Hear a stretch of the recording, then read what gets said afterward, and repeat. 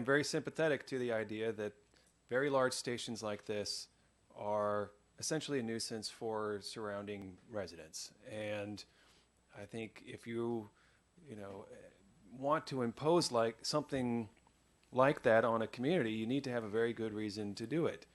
And as Mr. Leventhal stated, I don't know that, you know, this is a use that is so important that we need to subject surrounding neighborhoods to the legal challenges that they face in fighting these, because I just don't know really what the upside is. You know, as a result of this legislation, gas will continue to be served by smaller stations. That's basically the result of the legislation. It doesn't mean that there won't be mega stations.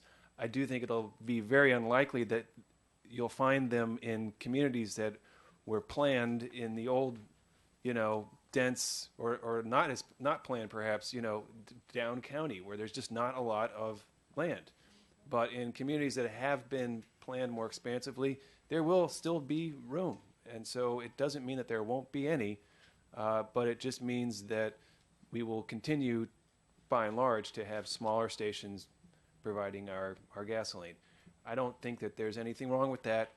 And I think the benefit to communities that live near where they might otherwise be subjected to, you know, the long queuing lines of these stations. I mean, a station that might serve 1,000 or 1,500 customers a day, you know, that's just not something that really is desirable to have in your own neighborhood. And I wouldn't want it. I wouldn't want to live next door to that, and I understand why others wouldn't as well. So that was my thinking about this legislation.